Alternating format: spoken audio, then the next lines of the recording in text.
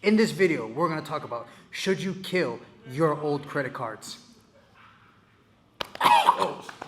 For me, when I first started, I got hesitant. I was like, oh, I got all these cards that I'm not using. Should I just close them? Should I kill them already? Like, they're just sitting there not doing nothing. And honestly, I didn't even know where they were. But so what I did was I called up and I canceled my TJ Maxx card, which is a no annual fee card, and my Macy's card, which was also a no annual fee card that I had for years. And then the credit card companies told me, no, you don't want to just keep them open. It's no annual fee. I was like, no, I don't want to just close them. A few months down the line, I've learned that that was not a good idea on my behalf. What's up, you guys? Welcome back to the channel. Today I want to talk about, should you kill your old credit cards? I've been getting this question a lot about, I want to get X, Y, and Z card, but I have these 3 cards I'm not even using. Should I cancel them or should I not? So in this video, I want to give you guys a little bit of idea of whether or not it makes sense for you to kill your cards off or for you to just keep them as sock drawer cards. Alright, there's a bunch of reasons why you would decide to kill your cards, but I just want to make very simple for you beginners out there. It's going to be 2 simple reasons why you would want to kill your cards. One is because you can't control your spending. You overspend, you overextend yourself, and you can't pay back your credit cards. So that's where what I would suggest, just stop the video, go ahead and cancel your cards. Don't even worry about it. If you can be self-aware and understand, like, okay, I'm not a responsible person. I overspend. I buy more than I can actually make to pay back my cards. Then go ahead. I would suggest closing those cards. Now, if you are a financially savvy person and you do watch what you spend and you are somewhat responsible and okay, if I spend X amount, I have to pay X amount by the end of the month, and I make sure everything is paid on time, never carry a balance. Then the second reason why you would want to cancel a credit card is because the annual fee that you're paying is probably outweighing the benefits that you're receiving. Let's just say, for instance, $9 a year to have, but you're only you get a free pizza every year, which is probably like 20 bucks. Then in that sense, it would make sense for you to cancel your card, okay? But if the card is costing you nothing, if it's costing you $0 to have, there's no annual fee, then it wouldn't make sense to cancel it because it doesn't cost you anything. Whether you have benefits or not, it'll help build your credit score. So a lot of people think that, okay, so if I close one of my credit cards, will it hurt my credit age?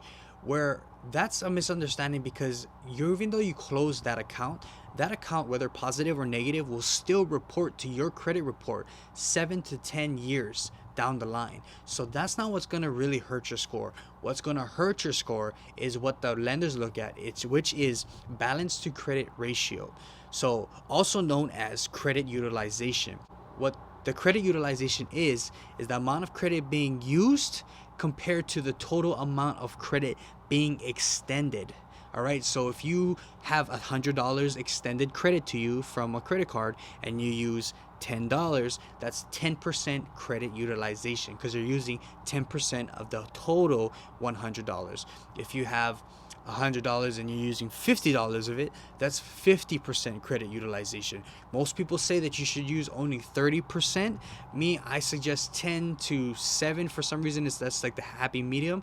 But the lower your credit utilization is, the better you look in the eyes of the lender. Why would killing your credit card hurt your score? It's because you actually lose out on that extended credit limit, which in return increases your credit utilization. Let me just give you guys an example. Well, let's say you have 3 cards and each card has a $10,000 limit on them. So in total, you have $30,000. Now you use about $6,000 a month for bills and food and whatever miscellaneous things that you need. Now you divide the $6,000 into that $30,000, which is your total amount of credit extended. Now your utilization comes out to 5%, which is actually pretty good. Now in this example, let's say you close one of those cards and you lose that $10,000 credit limit, that $10,000 credit line. Now your total amount of credit is $20,000, but you still use that same $6,000 every single month. Now you divide that $6,000 between that $20,000. Your credit utilization shoots up to a 30%. Credit utilization plays a huge part in your credit score and how the lenders determine if they want to extend you more credit. So the more credit extended that you have that you can potentially balance, the more responsible you look in the eyes of the lender. I always explain it to friends like this. If I give you a shot of alcohol and you can't handle yourself and you get all drunk and you start acting crazy, I'm not going to give you more shots. If you take one shot of alcohol and you're perfectly fine, hey, we'll take another, and we'll take another, and another, and another. And if you have 10 shots and you're still perfectly fine, you're composed, you can handle yourself, then I'm going to keep giving it to you if you ask for it, because you're more responsible than the person who can only handle one shot of alcohol. Exact same thing with credit cards. Credit cards is a tool. If you can handle one piece of tool, this one piece of financial tool that I give you responsibly, I'm going to give you another one, and another one, and another one. And the more that you have, the more tools you have in your arsenal, the more better of an opportunity you have to succeed in whatever it is that you're doing. Because a lot of my friends have been asking me about this and trying to figure out what should they do, I'm going to just give you guys a few solutions, all right? So for one, like I said, if you can't control yourself, if you can't control your spending, and you know that you're going to overextend the amount of money that you spend opposed to the amount of money that you actually bring in as an income, cancel the cards. Cancel it. If you're that self-aware, I would suggest just canceling it. Don't bury yourself in a hole that you can't get out of.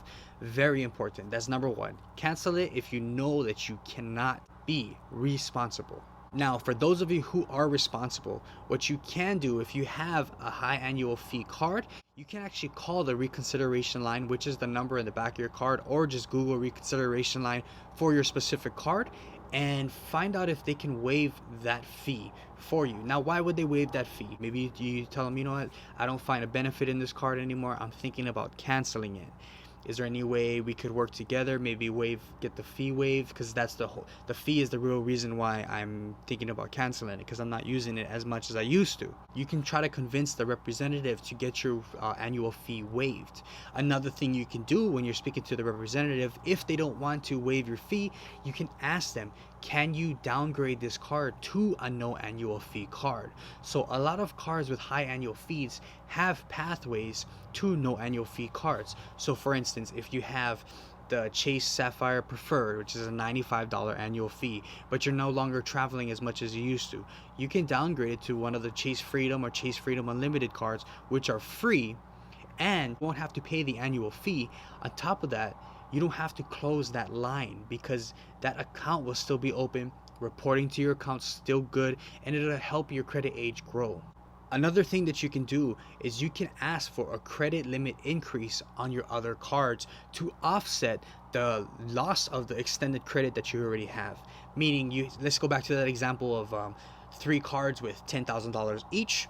Let's say you close one, you can ask for a $5,000 limit increase on the 2 separate cards that you still have active. Then if, let's say, you get approved for that, that gives you a $10,000 boost in extended credit, which offsets the $10,000 that you just lost. So that's another thing that you could do too, because it'll help your utilization stay at that 5% that we talked about earlier. Biggest tip too, if you can, don't close your oldest credit line. If you have a super old credit card and you're not paying for it, make sure you don't close it. Make sure you just keep it on the side, keep it open, keep it active every 6 months, just so that the credit card companies see you using it. Because if they see that you're not using it, they're in every right to shut you down. So just keep it open, like every 6 months, buy a cup of coffee or something. But it'll help you in the long run. The more cards or the more shots that you can handle, the more responsible as a person you look in the eyes of the lender or bartender. Okay, so it's just a little example for you folks. I hope this helped you guys out decide whether or not you should kill your cards or not. Do me a favor, smash the like button, hit the subscribe button, and don't forget, leave a comment down below. Let me know, did you guys ever have to close the card? Did you guys ever have to call the reconsideration line? So again, thank you guys so much for watching, and see you guys in the next video. Aloha.